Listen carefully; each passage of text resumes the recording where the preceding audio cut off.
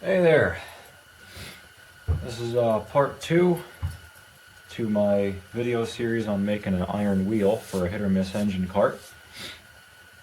I'm doing the permanent clamp down and setup right now for my first wheel, and I just wanted to go over a little bit more and talk about spoke spacing.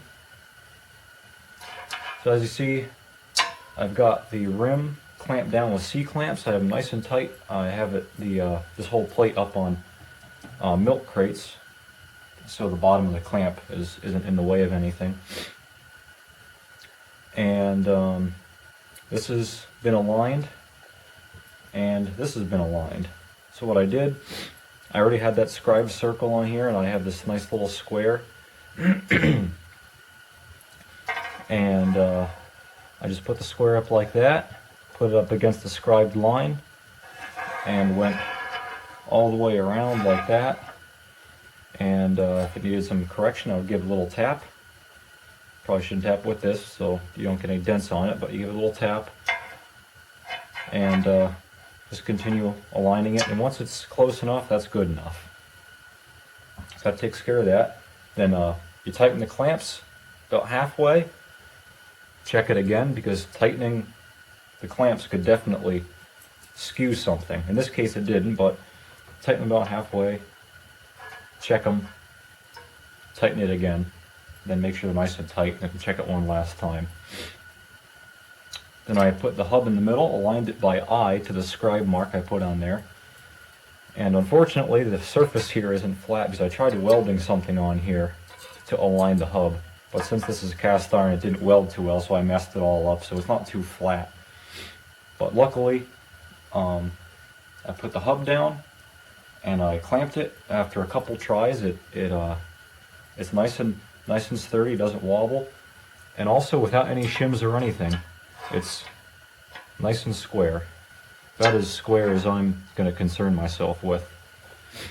And if you can see here, I have a little hole that I drilled for a little grease zerk. I don't know if I mentioned that last time, but I have a little grease zerk. I just kind of forced the threads in there. I didn't feel like tapping it. And so I drilled that before this is all welded up so I could have space to work.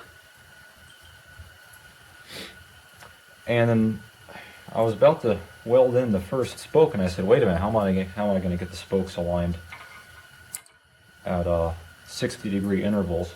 I think it's 60 degrees. Because I'm using six spokes. And I drew out a little picture for myself just to kind of think it over.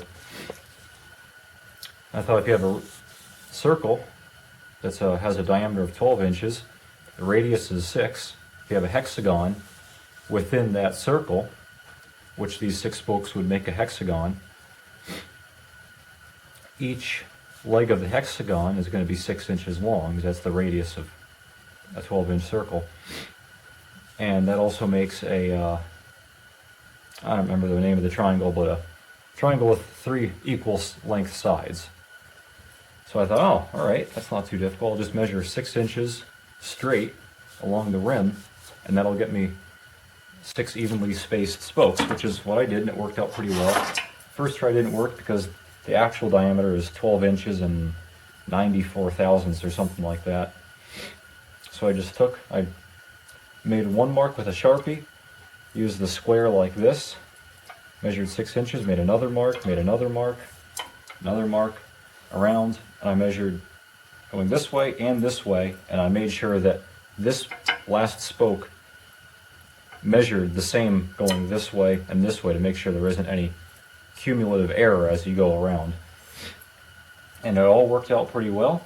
So I took a little triangle file and filed it in each spot, so I don't have to worry about carburetor cleaner or welding spatter or anything wiping out the marks. So now I'm all set. Now all I need to do to line up the spoke is just use a little square, measure down from the marks I make, and maybe make a line with a Sharpie or something, so when I'm lining my spoke up, I can align the center line of the spoke with the center, with the mark I made on the rim. That's it. I figured I'd do a short video, so my next video is also a little shorter, so you can see it step by step. You don't have to watch through the whole thing. That's it. Stay tuned for more.